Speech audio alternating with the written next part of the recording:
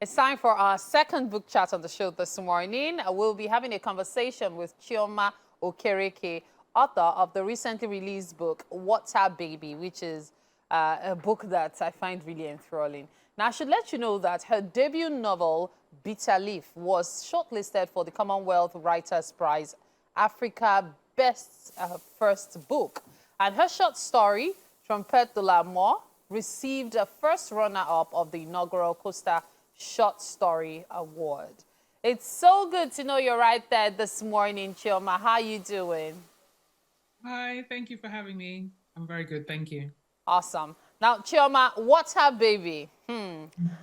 It's very interesting. I like the way the book started. Like, it literally gets you on the road. You hit the ground running with the book.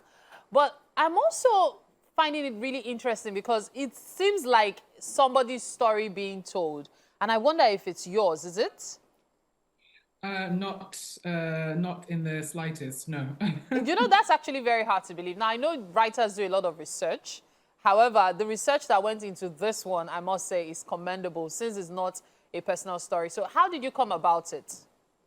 So effectively, we were watching a lot of food shows during the pandemic, and so my YouTube algorithm was geared with lots and lots of different, so lots of different food related content, and it was one evening. And I just picked something at random to watch, and it was an episode of the Best Ever Food Review Show, which was actually shot in Makoko. And I watched this American chef sort of crisscrossing the waterways looking for food in a way that I had never thought to do in my entire life. So I think, after being confronted with my own ignorance, I was actually just fascinated by the actual setting. I hadn't seen Makoko in any great lengths before that, other than just sort of glancing over the third mainland bridge. And so I started to really do a lot of research on it. While I was watching that show, I actually, in my mind, my protagonist, Baby, popped into my head, and I saw her in a canoe. And I was really, really curious to find out what her story was, which involved doing a lot of research about the community. Now, when you were doing your research, what did you find the most enthralling? Because sometimes in the process of putting, the information together, there's always something that stands out for you that it probably forms the basis of the story. What was it for you, though? I'm not sure it was that necessary. I think I was just actually fascinated by the reality of living on the lagoon. It's something that we really take for granted. And of course, there are very many different existences one can have in Lagos, from people that have running water and showers to people that bucket bath to people that don't have access to anything at all. So it was the ingenuity with which everyday life is carried out on the lagoon, where they have little access to basic social amenities. And I think the more research I did into the realities of everyday life, the more I realized I couldn't just write sort of an ordinary work of fiction. It was really important to really ground and root Baby within the community herself. But then I realized that while I was struggling to actually start any physical words on paper, it was because I was having this what now question in my head every time I would try and start to write. And I thought it was me because I didn't have enough research. And it took me a while to realize that actually that what now wasn't my question. It was actually my character's. It was Baby's, because she wanted a different life. So her what now was like, what do I do now? Because she wanted a different life than from the one that tradition would normally have her experience.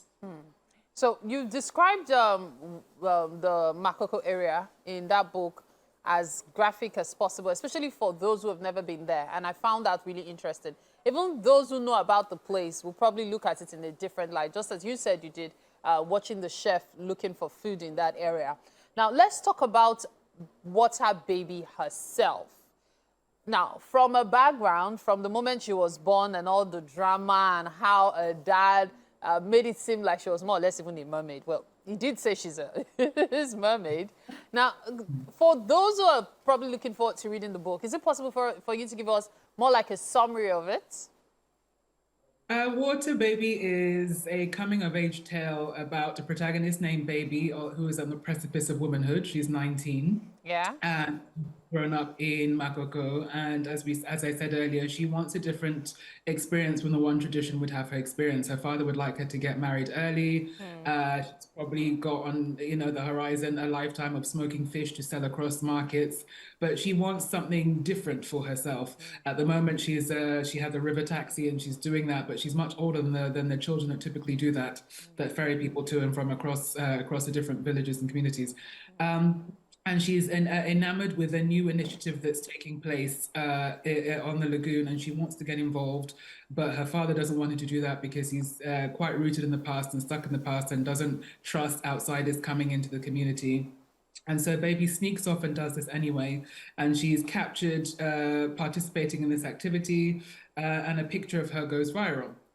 And so from that moment, the eyes of the world are on Baby, and we see her have opportunities that would, never really come to someone like her in the first place, including the opportunity to represent her community on the world stage. And so with the world at her fingertips, we see what decisions Baby makes about her future.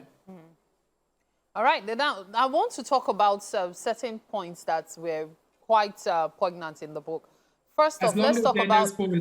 As long as there are no spoilers, please. No spoilers.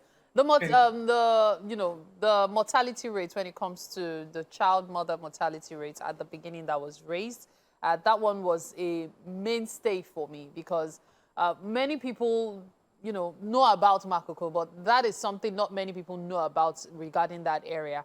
Shed more light on how you were able to raise that point. I think the tricky balance was to try and write a book of fiction and to allow the reader to escape and enjoy a book without sort of bogging it down with facts and stats. And so I think, as you said, the Makoko setting is very graphic, but I think some of the realities that are faced in some of these underserved communities across Nigeria also have to be laid out. So I think, like I say, that was a challenge of striking a balance of actually educating people at the same time as just allowing you to read a story about some place or some particular experiences that may be alien and novel to you. So I wanted to address the realities of living in certain conditions like that, but also having it be a matter of life. I mean, it's just a matter of everyday life. You have to, weather your punches or whatever the expression is and sort of move on. So some of these things are dropped in quite casually, but they are quite arresting when you contemplate them.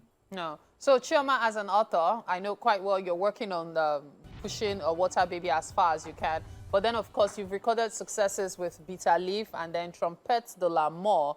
So what are your expectations from Water Baby? Well, I really hope just to spread the word as wide as I can. As I say, it's all projects are a labor of love. I think for me, what was activated was a sense of social responsibility with this book. There's a responsibility of writing outside of your experience and making sure that you are capturing things as authentically as possible.